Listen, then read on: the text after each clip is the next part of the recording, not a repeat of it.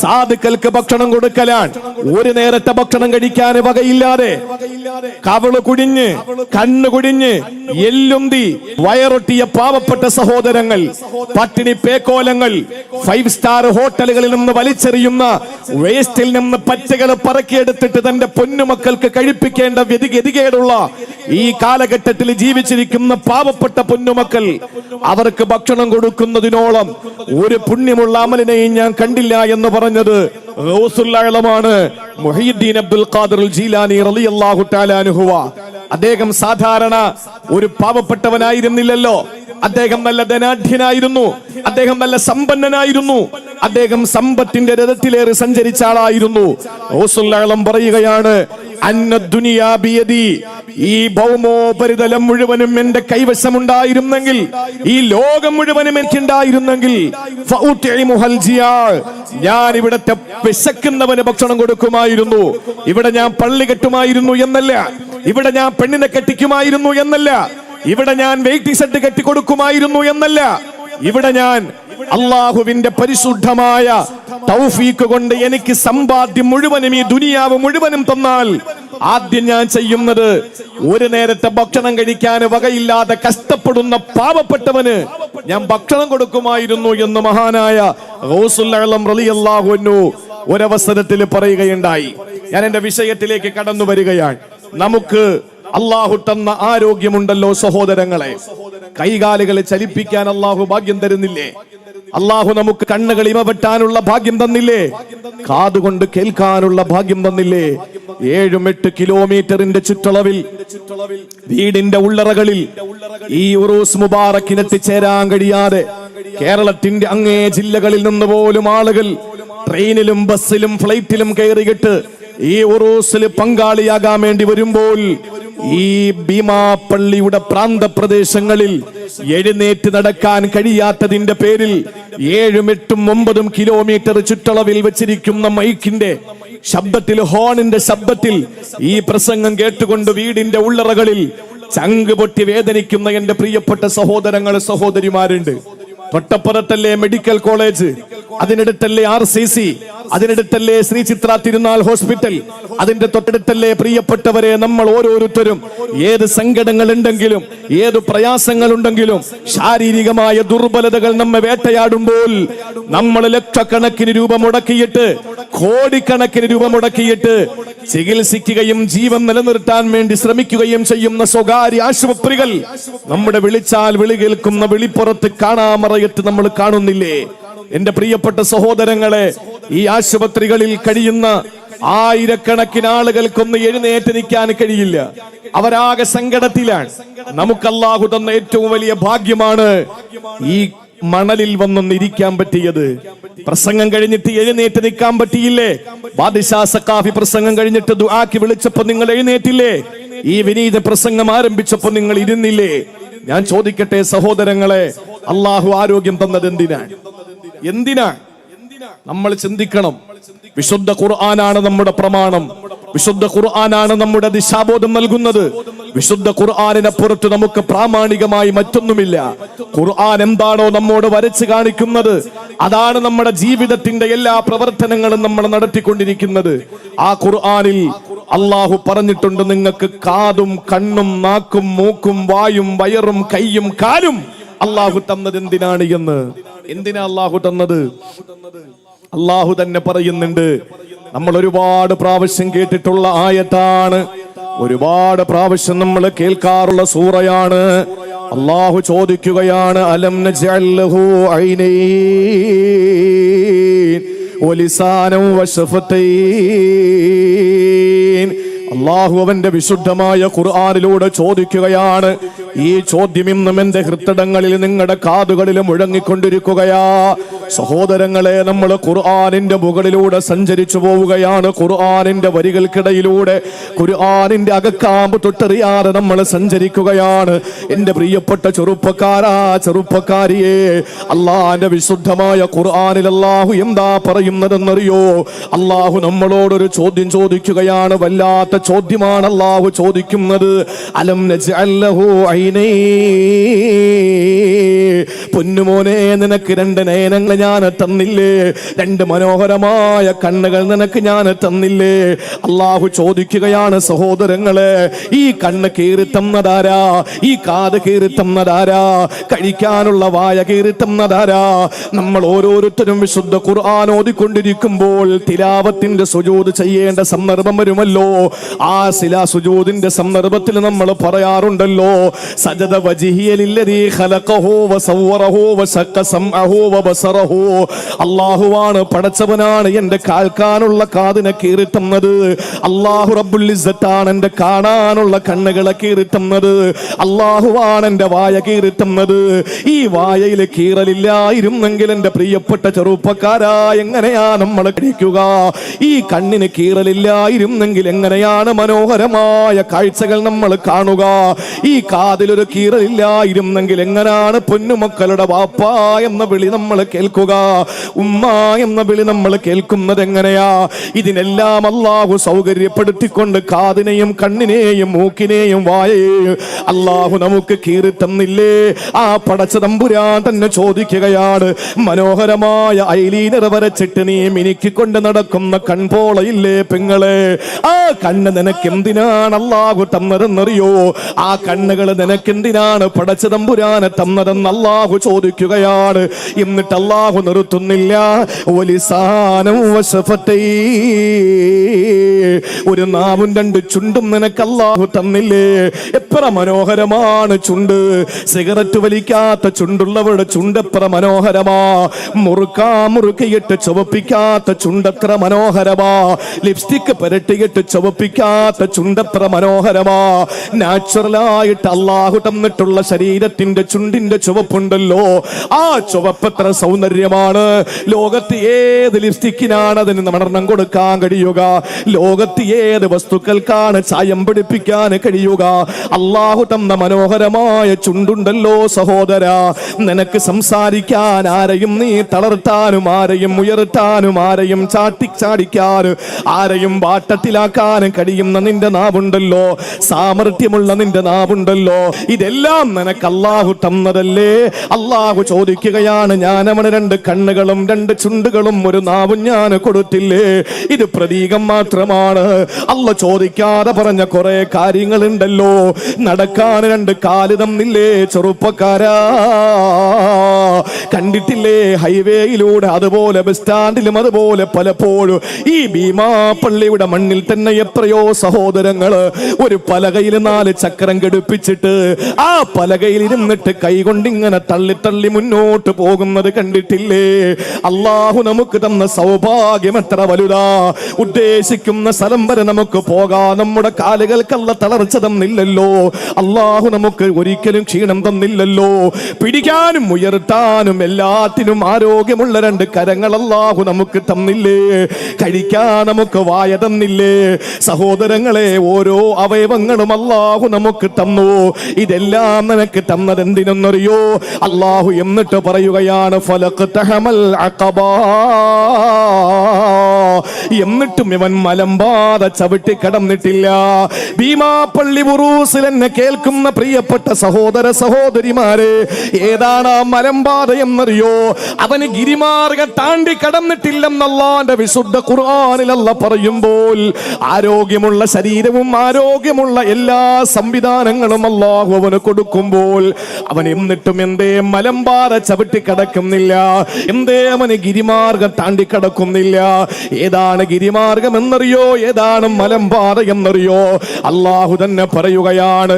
അല്ലാഹുവിന്റെ റസൂൽ സല്ലല്ലാഹു അലൈഹി വസല്ലമ തങ്ങൾ വിശുദ്ധമായ ജിബ്രീൽ എന്ന മാലാഖ തൗഹീദിന്റെ റൂഹിന്റെ സന്ദേശവുമായി കടന്നു വരുമ്പോൾ മഹാനായ ജിബ്രീൽ അലൈഹിസ്സലാത്തു വസ്സലാം ഇത് ഓതിക്കൊടുക്കുമ്പോൾ റസൂലുള്ളാഹിക്ക് അറിയില്ല എന്താണ് മലമ്പാത എന്ന്.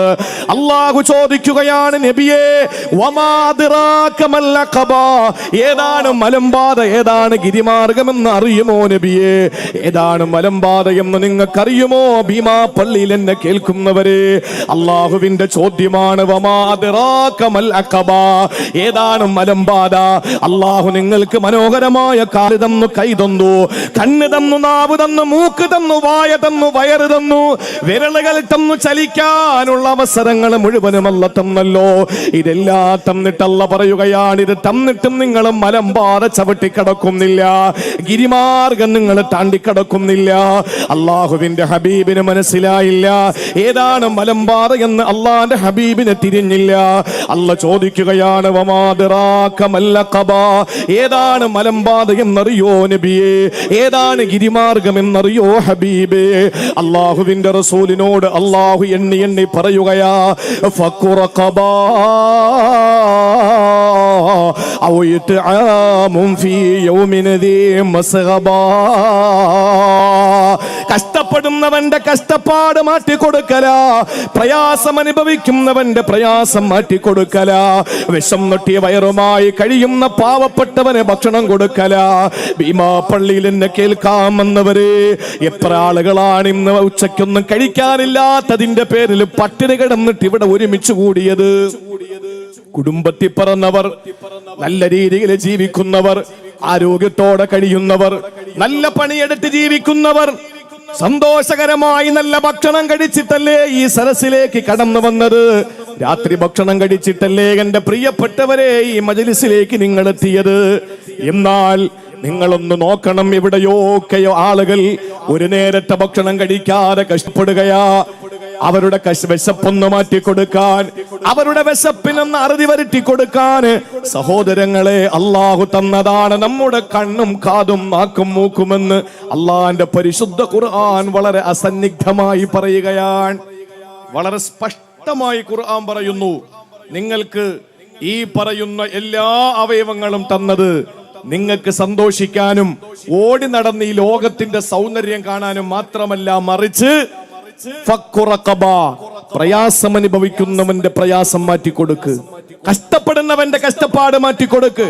ഭീമാ പള്ളിയെ സംബന്ധിച്ചിടത്തോളം ഇന്ന് വൈകുന്നേരം എത്രയോ ആളുകൾക്ക് ഭക്ഷണം നൽകി. വൈകുന്നേരം സമാപന ദിവസത്തില്, ഇന്ന് വൈകുന്നേരം, ഇന്നത്തെ കഴിഞ്ഞ സായാഹ്നത്തില് ഇവിടെ ഭക്ഷണം നൽകി. ഒരു നേരത്തെ ഭക്ഷണം കഴിക്കാൻ വകയില്ലാതെ ഓടി അലയുന്ന പാവപ്പെട്ട ജനങ്ങൾക്ക് ഒരു നേരത്തെ ഭക്ഷണം കൊടുക്കാനാണ് അള്ളാഹു നമുക്ക് ആരോഗ്യം തന്നതെന്ന് അവന്റെ വിശുദ്ധ ഖുർആനിലല്ല പറയാൻ. നമ്മൾ കരുതി എന്താ, ഭീമാ പള്ളിയിൽ പോകണം, വുളൂ ചെയ്യണം, ഭീമാ പള്ളിയിൽ കയറി നിസ്കരിക്കണം, ഇറങ്ങിയിട്ട് ഉമ്മാന്റെ അടുത്ത് പോകണം, ഒരു സലാം ചൊല്ലണം, അവിടെ നിന്ന് ദുആ ചെയ്യണം. ഇതിനാണ് അള്ളാഹു നമുക്ക് ആരോഗ്യം തന്നത്. അല്ല ചെറുപ്പക്കാരാ, അല്ല, അത് തെറ്റിദ്ധാരണയാണ്. നീ പള്ളിയിലേക്ക് പോകുമ്പോൾ നിന്റെ വീടിന്റെ ഏതെങ്കിലും അപ്പുറത്തും ഇപ്പുറത്തുമുള്ള ഏതെങ്കിലും ഒരു പാവപ്പെട്ടവൻ ഭക്ഷണം കഴിക്കാൻ കഴിയാതെ വിഷമിക്കുകയാണെങ്കിൽ അവന് ഭക്ഷണം കൊടുത്തിട്ട് വേണം നീ പള്ളിയിൽ പോകാൻ. സുബഹി നിസ്കാരത്തിന് മദീനത്തുൻ നബവിയിലെത്തുമ്പോ അള്ളാന്റെ റസൂല് സുബഹി നിസ്കാരം കഴിഞ്ഞ ഉടനെ എഴുന്നേറ്റ് നിന്ന് ചോദിക്കുകയാണ്, ആരാണെന്ന് സാധുക്കൾക്ക് ഭക്ഷണം കൊടുത്തിട്ട് മദീനത്തുൻ നബവിയിലെത്തിയത്? ഉമർ റളിയല്ലാഹു അൻഹു പറഞ്ഞു, നബിയെ, സുബഹി നിസ്കാരം കഴിഞ്ഞല്ലേ ഉള്ളൂ, ഞങ്ങൾ ഇറങ്ങാൻ പോവാണ്. മദീനയുടെ പ്രാന്തപ്രദേശങ്ങളിൽ ഒരു നേരത്തെ ഭക്ഷണം കഴിക്കാൻ വകയില്ലാത്തവന് ഞങ്ങൾ ഭക്ഷണം കൊടുക്കും. അള്ളാന്റെ റസൂല് ചോദിക്കുന്നു, ആരെങ്കിലും ഭക്ഷണം കൊടുത്തിട്ട് ഈ പള്ളിയിൽ വന്നോന്നാ ഞാൻ ചോദിച്ചത്. എല്ലാവരെയും അത്ഭുതപ്പെടുത്തിക്കൊണ്ട് ഒരാൾ എഴുന്നേറ്റ് പറഞ്ഞു, നബിയെ, ഞാൻ ഇങ്ങോട്ട് വരുമ്പോ സുബഹിക്ക് പള്ളിയിൽ വരുന്ന കാര്യമാ പറയുന്നത്. മാമരം കോച്ചുന്ന തണുപ്പത്ത് ഞാൻ സുബഹി നിസ്കാരത്തിന് മദീനത്തുൽ മുനവ്വറയിലേക്ക് വരുമ്പോൾ എന്റെ അയൽവാസിക്ക് ഞാൻ ഭക്ഷണം കൊടുത്തിട്ടാണ് നബിയെ പള്ളിയിലേക്ക് വന്നത്. ആരാ പറഞ്ഞത്? ആരാണ് പറഞ്ഞത്? ആ പറഞ്ഞ വ്യക്തിയുടെ ഈമാൻ എടുത്തൊരു തുലാസിൽ വെക്ക്. ലോകത്തുള്ള മുഴുവൻ ഔലിയാക്കളുടെയും സ്വാലിഹീങ്ങളുടെയും ലോകത്തുള്ള മുഴുവൻ വിശ്വാസികളുടെയും ഈമാൻ എടുത്ത് അടുത്ത തുലാസിൽ വെക്ക്, അടുത്ത തട്ടിൽ വെക്ക്. പക്ഷേ ഭാരം മുഴുവനും ഈ സുബഹിക്ക് മുമ്പ് പള്ളിയിലേക്ക് വരുമ്പോൾ പാവപ്പെട്ടവന് ഭക്ഷണം കൊടുത്തിട്ട് വന്ന മഹാനായ സയ്യിദുനാ അബൂബക്കർ സിദ്ദീഖ് റളിയല്ലാഹു അൻഹുവിന്റെ ഈമാനിനാണ് ഭാരം തൂങ്ങുക. സഹാബാക്കളുടെ ഈമാൻ മാത്രമല്ല, ലോകത്തുള്ള മുഴുവൻ മനുഷ്യന്റെയും ഈമാനെടുത്ത് ഒരു തട്ടിലും വെച്ച് സിദ്ദീഖ് റളിയല്ലാഹു അൻഹുവിന്റെ ഈമാനെടുത്ത് മറ്റൊരു തട്ടിലും വെച്ചാൽ സിദ്ദീഖ് തങ്ങളുടെ ഈമാനാണ് ഭാരം തൂങ്ങുക. കാരണം എന്താ? ജീവിതത്തിൽ അള്ളാഹു തന്ന ആരോഗ്യം പാവപ്പെട്ടവന്റെ വിശപ്പ് മാറ്റി കൊടുക്കാനാണ് എന്നൊരു ബോധ്യം സിദ്ദീഖ് റളിയല്ലാഹു അൻഹുവിനുണ്ടായി. അതുകൊണ്ട് സഹോദരങ്ങളെ, മലമ്പാറ ചവിട്ടിക്കടക്കണം. ആ മലമ്പാറ എന്ന് പറഞ്ഞാൽ മനസ്സിലാകുന്ന ഭാഷയിൽ ഒന്നുകൂടെ ഞാൻ പറയാം. സ്വർഗത്തിന്റെ വഴി എപ്പോഴും ദുർഘടമാണ്. സ്വർഗത്തിന്റെ വഴി എപ്പോഴും ദുർഘടമാണ്. കല്ലുണ്ട്, മുള്ളുണ്ട്, കാഞ്ഞിരക്കുറ്റിയുണ്ട്, മൂർക്കം പാമ്പുണ്ട്. ഇതൊക്കെ അവഗണിച്ചിട്ട് നേരെ മലമ്പാത ചവിട്ടി മല കയറിപ്പോയാലേ അള്ളാന്റെ സ്വർഗം കിട്ടൂ. കയറി പോകുന്നതിന് ഇച്ചിരി ബുദ്ധിമുട്ടാണ് അല്ലേ? പർവ്വതം കയറൽ അല്പം ബുദ്ധിമുട്ടാണ്. ആ പർവ്വതം കയറുന്നത് ബുദ്ധിമുട്ടാകുന്നതോടൊപ്പം തന്നെ ആ പർവ്വതങ്ങളിൽ കുപ്പിച്ചില്ലുകളും അതുപോലെ തന്നെ നമുക്ക് ബുദ്ധിമുട്ടുണ്ടാക്കുന്ന വസ്തുക്കളും ഉണ്ടെങ്കിലോ നമുക്ക് തീരെ പോകാൻ കഴിയില്ല. എന്നാൽ നരകത്തിന്റെ വഴി എന്ന് പറഞ്ഞാൽ പച്ച പരവതാനി വിരിച്ചിരിക്കുകയാണ്. അവിടെ മുള്ളില്ല, അവിടെ കമ്പില്ല, അവിടെ കുപ്പിച്ചില്ലില്ല, അവിടെ കയറ്റമില്ല. ഇറങ്ങി അങ്ങ് പോകാം. നമ്മളൊന്ന് നിന്നു കൊടുത്താൽ മതി, നമ്മളെ കൊണ്ടുപോയിക്കോളും നരകത്തിലേക്ക്. സ്വർഗം അങ്ങനെയല്ല, കഷ്ടപ്പെടണം, പ്രയാസപ്പെടണം. ഇവിടെ അള്ളാഹുവിന്റെ വിശുദ്ധ ഖുർആൻ ഉപമിച്ചിരിക്കുന്നത് അങ്ങനെയാണ്. സ്വർഗത്തിന്റെ വഴി മലമ്പറയായി, ഗിരിമാർഗമായി അള്ളാഹു വിശുദ്ധ ഖുർആനിൽ പരിചയപ്പെടുത്തി. സ്വർഗത്തിൽ പോകാൻ നമ്മൾ ചെയ്യേണ്ട ഏറ്റവും പ്രധാനപ്പെട്ട കാര്യം ആളുകൾക്ക് ഭക്ഷണം കൊടുക്കുക. അള്ളാഹു റബ്ബുൽ ഇസ്സത്ത് അതിന് തൗഫീക്ക് നൽകി അനുഗ്രഹിക്കുമാറാവട്ടെ. ഒരിക്കൽ ഒരു അഅറാബിയായ മനുഷ്യൻ അള്ളാഹുവിന്റെ റസൂലിന്റെ മുന്നിലേക്ക് കടന്നു വരികയാണ്. എന്നിട്ട് പ്രവാചകനോട് ചോദിക്കുന്നു, അല്ലിംനി അമലൻ യുദ്ഖിലുനിൽ ജന്ന. അള്ളാഹുവിന്റെ ഹബീബേ, അല്ലിംനി അമലൻ യുദ്ഖിലുനിൽ ജന്ന.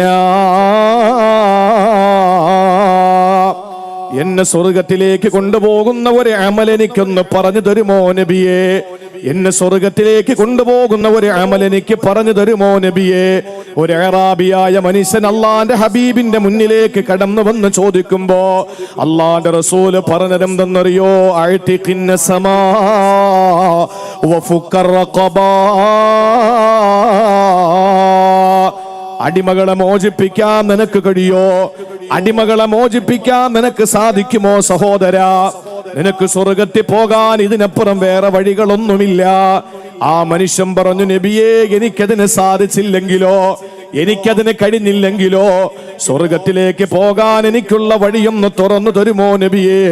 ആ സ്വർഗത്തിലേക്കുള്ള വഴി ഏതാണെന്ന് എനിക്ക് പറഞ്ഞു തരുമോ എന്ന് ചോദിക്കുമ്പോ അല്ലാഹുവിന്റെ റസൂല് പറഞ്ഞതെന്തെന്നറിയോ? ഇമാം അഹ്മദ് റിപ്പോർട്ട് ചെയ്യുന്ന ഹദീസിൽ കാണാം, അല്ലാഹുവിന്റെ റസൂല് പറയുകയാണ്, അത്ഇമിൽ ജാഇഅ. വിശക്കുന്നവന് ഭക്ഷണം കൊടുക്കൂ പ്രിയപ്പെട്ടവരെ. വിശം നൊട്ടിയ വയറുമായി കഴിയുന്നവന് ഭക്ഷണം കൊടുക്കുമോ? ദാഹിച്ചു വരുന്നവന്റെ പൈതാകം അടക്കാൻ കുടിവെള്ളം കൊടുക്കുമോ? ഇത് രണ്ടും നീ ചെയ്താലും നിനക്ക് അല്ലാഹുവിന്റെ സ്വർഗമുണ്ടെന്ന പണ്ടേ പഴകി കേട്ടുപോയ ചരിത്രമല്ലേ പ്രിയപ്പെട്ടവരെ? മദീനയുടെ പ്രാന്തപ്രദേശങ്ങളിൽ തന്റെ ശരീരം വിട്ട് ജീവിച്ച ഒരു പെണ്ണുണ്ടായിരുന്നല്ലോ. അവരുടെ ജോലി എന്താണ്? സ്വന്തം ശരീരം മറ്റുള്ളവർക്ക് വേണ്ടി വിൽപ്പന ചെയ്യുക, മറ്റുള്ളവന് വേണ്ടി വിരിപ്പ് വിരിക്കുക, മറ്റുള്ളവനോടൊപ്പം രാത്രി പങ്കിടുക. ആ പെണ്ണ് ഏതോ ഒരു നിമിഷത്തിൽ വൃത്തികേടിലേക്ക് കടന്നുപോയി.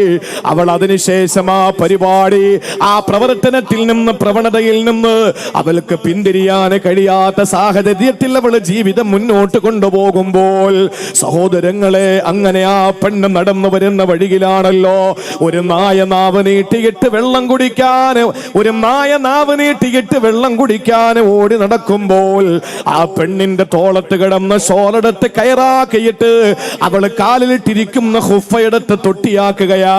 എന്നിട്ട് കിണറിലേക്ക് ഇറക്കിയിട്ട് വെള്ളം കോരിയിട്ട് ആ നായയുടെ നാവ് നനച്ചു കൊടുത്തപ്പോൾ ആ പെണ്ണിന് അല്ലാഹു കൊടുത്ത സമ്മാനം എന്താണ്? അല്ലാഹുവിന്റെ പുണ്യ സ്വർഗമാണ്. അല്ലാഹുവിന്റെ പുണ്യ സ്വർഗമാണ്.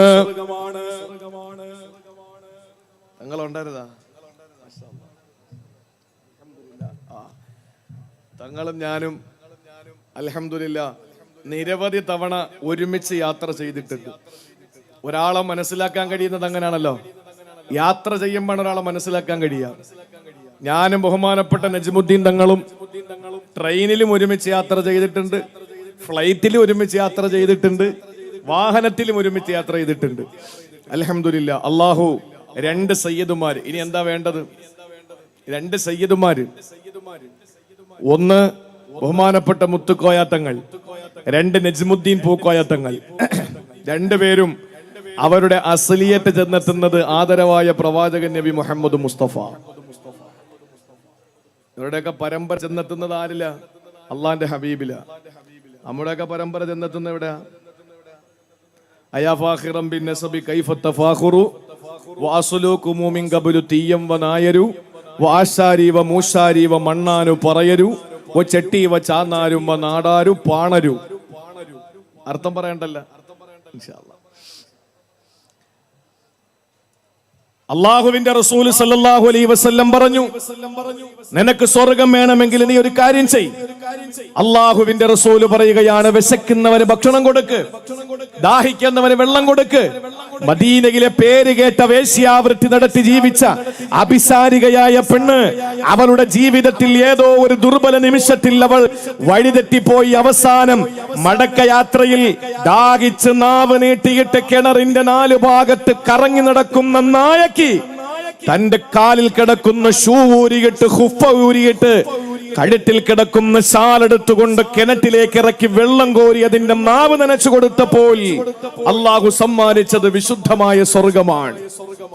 ആബിദത്തായ പെണ്ണ്, സ്വാലിഹത്തായ പെണ്ണ്, ജീവിതത്തിന്റെ വിശുദ്ധി കാപ്പ് സൂക്ഷിച്ച് തന്റെ പ്രിയപ്പെട്ട ഭർത്താവിനല്ലാതെ തന്റെ രോമത്തിൽ തൊടാനുള്ള അനുവാദം കൊടുക്കാതെ ദർശന സ്പർശന വിധേയമാകാത്ത നിലയിൽ അച്ചടക്കത്തോടെ വീടിന്റെ അകത്തളങ്ങളിൽ കഴിഞ്ഞുകൂടിയ സാലിഹത്തായ പെണ്ണ്, ആ പെണ്ണിന്റെ അധീനതയിലുള്ള ഒരു പൂച്ചക്കുട്ടിയെ കെട്ടിയിട്ട് വെള്ളം കൊടുക്കാത്തതിന്റെ പേരിൽ അവളെ പ്രവേശിച്ചത് അള്ളാഹുവിന്റെ കെട്ടിയാളുന്ന നരകം.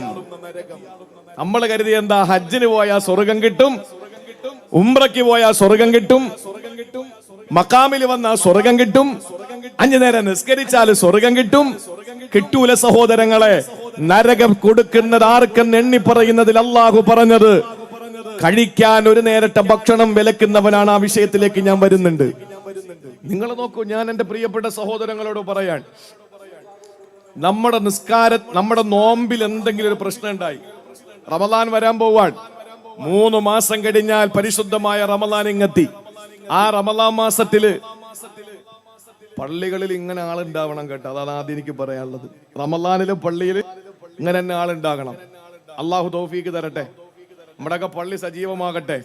കോവിഡ് വന്നപ്പോഴ് 4 പേരെ കൊണ്ട് ജുമാ നിസ്കരിച്ചപ്പോ ഇപ്പൊ ചെറുപ്പക്കാര് പറയാ, അത് ഉസ്താദും മോദിനും പ്രസിഡന്റും സെക്രട്ടറി ആകുമ്പോ 4 ആവുമല്ലോ, നിങ്ങളങ്ങ് നിസ്കരിച്ചാൽ മതി, നമുക്ക് സൗകര്യം ഇല്ലെന്നാ പറയുന്ന ചെറുപ്പക്കാരിന്ന് പരിശുദ്ധമായ ദീൻ വിട്ട് മതം വിട്ടിട്ട് വേറെ എവിടൊക്കെയോ സഞ്ചരിച്ചു കൊണ്ടിരിക്കുകയാണ്. പൊന്നുമോനെ, എവിടെ പോയാലും തലയിലൊരു തേങ്ങ വീണാൽ ദൈവമില്ലെന്ന് പറയുന്നവന്റെ തലയിലൊരു തേങ്ങ വീണ് നോക്കണം, അപ്പോഴവൻ അറിയാതെ വിളിക്കുന്ന ദൈവമേന്നാണ്. കാരണം നമുക്ക് അല്ലാഹു റബ്ബുൽ ഇസ്സത്ത് ഇല്ലാതെ, അല്ലെങ്കിൽ സർവശക്തനായ സൃഷ്ടാവില്ലാതെ നമുക്ക് എന്റെ ജീവിതം, ചെറുപ്പക്കാരൊക്കെ വഴിതെറ്റി പോവാൻ. റമളാനില് ഈ ആവേശം ഉണ്ടാവണം നമ്മുടെ പള്ളികളിൽ. അല്ലാഹു തൗഫീക്ക് തരട്ടെ. ഞാൻ പറയുന്നത്, പുണ്യമായ റമളാൻ മുബാറക്ക് കടന്നു വരികയാണ്. ആ പരിശുദ്ധമായ റമളാൻ മാസം നമ്മുടെ ജീവിതത്തിലേക്ക് കടന്നു വരുമ്പോൾ, പുണ്യങ്ങളുടെ പൂക്കാലമാകുന്ന പരിശുദ്ധമായ റമളാൻ മാസം നമ്മുടെ ജീവിതത്തെ മാറ്റിമറിക്കാൻ വേണ്ടി പരിശുദ്ധമായ റമളാൻ മാസം നമ്മുടെ ജീവിതത്തിലേക്ക് കടന്നു വരുന്നു. ഇബാദത്തെടുക്കാൻ അള്ളാഹു തൗഫീക്ക് നൽകി അനുഗ്രഹിക്കുമാറാവട്ടെ. അള്ളാഹു നമ്മുടെ ജീവിതത്തെ ഏറ്റവും സുതാര്യമായ നിലയിൽ കൊണ്ടുപോകാൻ അള്ളാഹു തൗഫീക്ക് തരട്ടെ. നോമ്പ് പിടിക്കാൻ പറ്റിയില്ല എന്ന് വെച്ചോ, നോമ്പാർക്ക? നമ്മൾ നോമ്പ് പിടിക്കുന്നത് ആർക്കാൻ? ഭാര്യക്കല്ല, ഭർത്താവിനല്ല, മക്കൾക്കല്ല, മാതാപിതാക്കൾക്കല്ല, ഉസ്താദുമാർക്കല്ല, സന്താനങ്ങൾക്കല്ല. ആർക്കു വേണ്ടിയാ? ഇന്ന സ്വലാത്തി വനുസുക്കി, കൈകെട്ടി നിന്നുകൊണ്ട് പടച്ചതമ്പുരാന്റെ മുമ്പിൽ ഒരു പ്രതിജ്ഞയുണ്ടല്ലോ. ആ പ്രതിജ്ഞ ലോകത്തിന്റെ ഏതെങ്കിലും ഒരു പ്രധാനപ്പെട്ട വ്യക്തിയുടെ മുമ്പിലെ പ്രതിജ്ഞയാണോ? ഇന്ത്യയുടെ പ്രധാനമന്ത്രിയുടെ മുമ്പിലെ പ്രതിജ്ഞയാണോ? കേരളത്തിന്റെ മുഖ്യമന്ത്രിയുടെ മുമ്പിലെ പ്രതിജ്ഞയാണോ? ഏതെങ്കിലും വ്യക്തികളുടെ രാഷ്ട്രീയ നേതാക്കന്മാരുടെ മുമ്പിലുള്ള പ്രതിജ്ഞയാണോ? കൈകെട്ടി നിൽക്കുമ്പോൾ ഇന്ന് വരെ കാണാത്ത, എന്നാൽ നമ്മളെ സസൂക്ഷ്മം വീക്ഷിച്ചു കൊണ്ടിരിക്കുന്ന സർവശക്തനായ, സർവേശ്വരനായ, സർവാധിനാഥനായ റബ്ബിന്റെ മുമ്പിൽ നിന്നുകൊണ്ട് നമ്മൾ പറയുന്നത്, പടച്ചവനെ, ഇന്ന സ്വലാത്തി, എന്റെ നമസ്കാരവും, വനുസുക്കി, എന്റെ ആരാധനകളും, വമഹിയായ, എന്റെ ജീവിതവും, വമമാത്തി, എന്റെ മരണവും, അതെല്ലാം ലില്ലാഹി റബ്ബിൽ ആലമീൻ, നിനക്കാണ് തമ്പുരാനെ. അള്ളാഹ്നു വേണ്ടിയാ നമ്മുടെ നോമ്പ്. ആ നോമ്പ് നമ്മൾ പടച്ചവന് വേണ്ടിയിട്ടല്ലേ? ആരെങ്കിലും പള്ളിയുടെ പ്രസിഡന്റിന് വേണ്ടി നോമ്പ് പിടിക്കുന്നുണ്ടോ? പള്ളിയിലെ ഇമാമിന് വേണ്ടി നോമ്പ് പിടിക്കുന്നുണ്ടോ? ഒരിക്കലുമില്ല. നമ്മുടെ നോമ്പ് മുഴുവനും സർവശക്തനായ പടച്ചവന് വേണ്ടി കിട്ടാൻ. ഞാൻ ചോദിക്കട്ടെ, ഒരു നോമ്പ് പിടിക്കാൻ പറ്റിയില്ല, ഒരു നോമ്പ് പിടിക്കാൻ പറ്റാത്ത ശാരീരികമായ വൈകല്യങ്ങൾ എന്തെങ്കിലും നമുക്കുണ്ടായി, നമ്മൾ എന്താ ചെയ്യേണ്ടത്? ആ പാടടിക്കണോ? നോമ്പ് പിടിക്കാൻ കഴിഞ്ഞില്ലെങ്കിൽ ഒരു നോമ്പിന് നമ്മൾ ആഹാരം കൊടുക്കണം. ഒരു നോമ്പിന് നമ്മൾ ആഹാരം കൊടുക്കണം. കഴിവുള്ളവനെ കലാ വീട്ടുകയും വേണം. ഒരു നോമ്പിന് ഇത്ര അരി എന്നുള്ള നിലയിൽ നമ്മൾ കൊടുക്കണം. ആർക്കാണ്? പ്രവിശാലമായ ഖജനാവിന്റെ ഉടമസ്ഥനായ, രാജാതിരാജനായ റബ്ബുൽ മലിക്കുൽ മുലൂക്കായ പടച്ചതമ്പുരാന് നമ്മുടെ അരിയുടെ ആവശ്യമില്ല, നമ്മുടെ ഭക്ഷണത്തിന്റെ ആവശ്യമില്ല. അള്ളാഹു പറഞ്ഞത്, നിങ്ങൾ എനിക്ക് വേണ്ടി പിടിക്കേണ്ട നോമ്പിൽ എന്തെങ്കിലും വീഴ്ച സംഭവിച്ചു പോയാൽ നിങ്ങൾ കൊടുക്കേണ്ടത് ആർക്കാണെന്നറിയോ? നിങ്ങളുടെ നാട്ടിലെ പാവപ്പെട്ടവന്, വിഷം നൊട്ടിയ വയറുമായി കഴിയുന്നവൻ, ഒരു നേരത്തെ ഭക്ഷണം കഴിക്കാൻ വകയില്ലാത്തവൻ, അടുപ്പിന് തീ പുകയാത്തവൻ, അവന്റെ വീട്ടിൽ കൊണ്ടുവന്ന് നിങ്ങൾ പ്രത്യുപകാരമായി, അതൊരു പരിഹാരമായി, ഒരു കഫാറത്തായി നിങ്ങൾ അതിനു വേണ്ടിയിട്ട് ഭക്ഷണം കൊടുക്കണമെന്ന് പഠിപ്പിച്ചു ഇസ്ലാമിക ശരീഅത്ത്. വിശുദ്ധമായ ഹജ്ജിന് പോയി, വിശുദ്ധമായ ഉംറയ്ക്ക് പോയി, അമലുകളിൽ എന്തെങ്കിലും മോശമായ ഒന്ന് കടന്നു വന്നു എന്നാ നമ്മൾ എന്തു വേണം? ആടിനെ അറുത്തു കൊടുക്കണമെന്നാണ്. ആടിനെ അറുത്തു കൊടുക്കുക എന്ന് പറയുമ്പോൾ ആർക്ക് വേണ്ടി ആടിനെ അറുത്തു കൊടുക്കുന്നത്? അള്ളാഹുവിന് ആട്ടിറച്ചിയുടെ ആവശ്യമില്ല, അള്ളാഹ്ക്ക് രക്തത്തിന്റെ ആവശ്യമില്ല, അള്ളാഹ്ക്ക് തോലിന്റെയും കുളമ്പിന്റെയും തലയുടെയും ആവശ്യമില്ല, അള്ളാഹ്ക്ക് കരളിന്റെ ആവശ്യമില്ല. ആ ഇറച്ചി ആർക്കാണ്? ഒരു നേരത്തെ ഭക്ഷണം കഴിക്കാൻ വകയില്ലാത്ത പാവപ്പെട്ടവന്റെ ചെറ്റക്കൂരയിൽ ഒരു മണമുള്ള കറി കൂട്ടട്ടെ എന്ന് പടച്ചവന്റെ തീരുമാനമാണ്. ഇങ്ങനെ എണ്ണിയാൽ അള്ളാഹുമായി ബന്ധപ്പെട്ട ഏത് അമലുകൾ, ആ അമലുകൾക്ക് വരുന്ന മുഴുവൻ കഫാറത്തുകളും അതിന് പരിഹാരമായി അള്ളാഹു നിശ്ചയിച്ചത് കൂടപ്പിറപ്പുകൾക്ക് ഭക്ഷണം കൊടുക്കലാണ്. കൂടപ്പിറപ്പുകൾക്ക് ഭക്ഷണം കൊടുക്കല. അപ്പൊ ഇത് മോശമായ അമലാണോ? ഇത്രയും ഗൗരവമുള്ള അമലല്ലേ? അതുകൊണ്ടാണ് റസൂലുള്ളാഹി തങ്ങളെ പറഞ്ഞത്, നിനക്കൊരു അടിമയെ മോചിപ്പിക്കാൻ കഴിഞ്ഞില്ലെങ്കിൽ പൊന്നുമോനെ, അയറാബിയോട് പറയുകയാണ്, അത്ഇമുൽ ജാഇഅ വസ്ഖിൽ ളുമുആൻ, വിശക്കുന്നവന് നീ ഭക്ഷണം കൊടുക്കണം, ദാഹിച്ചു വരുന്നവന് നീ വെള്ളം കൊടുക്കണം. ഒരിക്കലും എന്റെ പ്രിയപ്പെട്ടവരെ, ചോദിച്ചു വരുന്നവന് ഭക്ഷണം മുടക്കല്ലേ, ഒരിക്കലും ചോദിച്ചു വരുന്നവന് ഭക്ഷണം മുടക്കല്ലേ, ഒരിക്കലും ചോദിച്ചു വരുന്നവന് വെള്ളം കൊടുക്കാതിരിക്കല്ലേ. പൊതു ടാപ്പുകൾ നിങ്ങൾ പൂട്ടിക്കളയല്ലേ. ആരെങ്കിലും പാവങ്ങൾ വെള്ളം കുടിക്കുമെന്ന് കരുതിയിട്ട് നിങ്ങളുടെ ടാപ്പ് നിങ്ങൾ പൂട്ടിക്കളയാൻ പാടില്ല. ആരെങ്കിലും കഴിക്കുമെന്ന് കരുതിയിട്ട് നിങ്ങൾ ഭക്ഷണം മാറ്റി വെക്കാൻ പാടില്ല.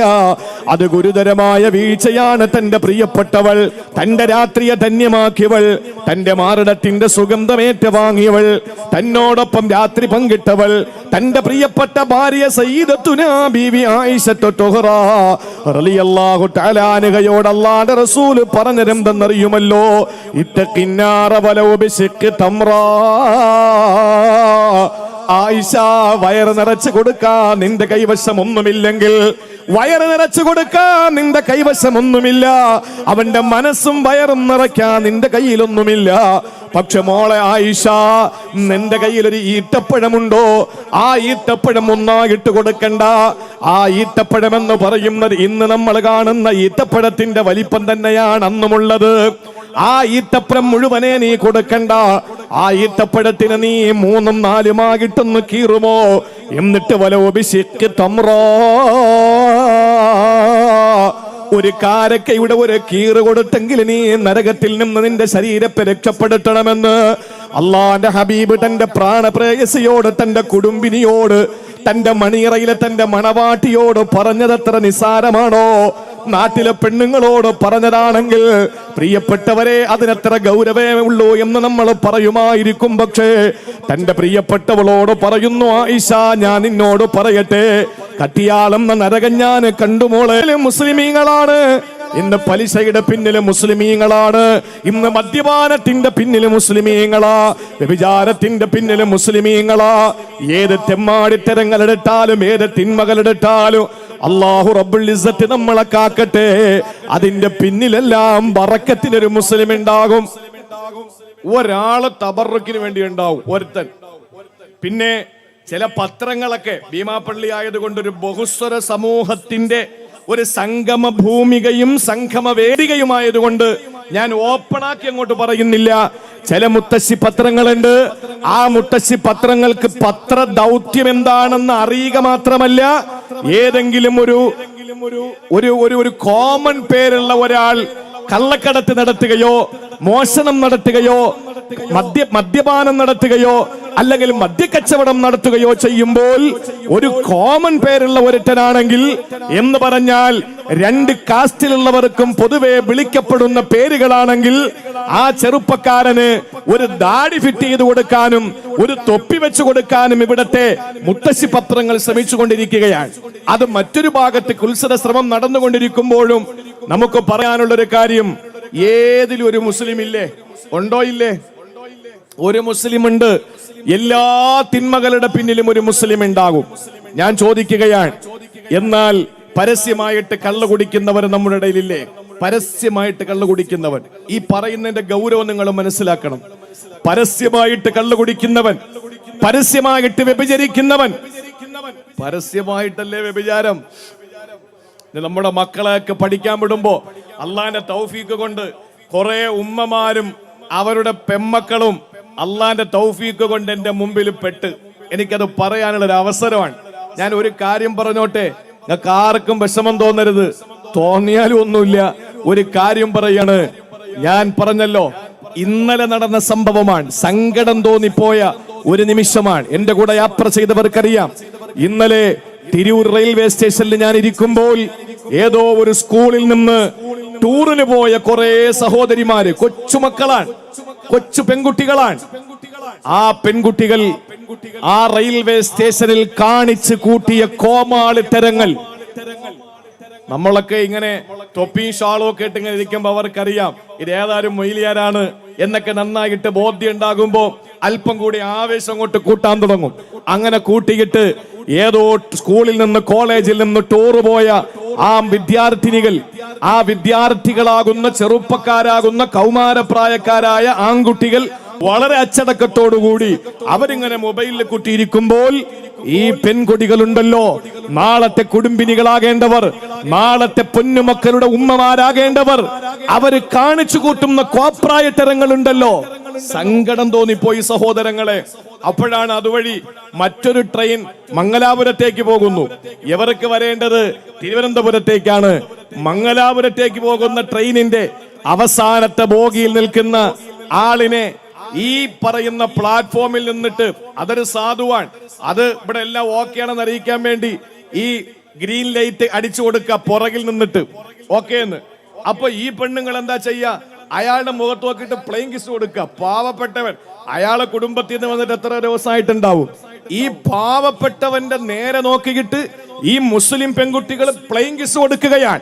ഞാൻ ചിന്തിച്ചു പോയി, എവറ്റകളൊക്കെ ഉണ്ടാക്കിയ തന്തമാരെങ്ങനെയാ ജീവിക്കുക? ഇവർക്ക് കാങ്ങളമാരില്ലേ? ഇതിനാരാഴ്ച വിട്ടിരിക്കുന്നത്? ഇതൊക്കെ നമ്മൾ ശ്രദ്ധിക്കുന്നുണ്ടോ? ഇതെല്ലാം മുസ്ലിം നാമധാരികളായി, എല്ലാം ഹിജാബ് ധരിച്ച്, എല്ലാം മുസ്ലിമാണെന്ന് തോന്നിപ്പിക്കുന്ന വേഷവിധാനത്തോടുകൂടി കാണിച്ചു കൂട്ടുന്നത് മുഴുവനും ഇസ്ലാമിന്റെ അക്കൗണ്ടിലല്ലേ വരിക?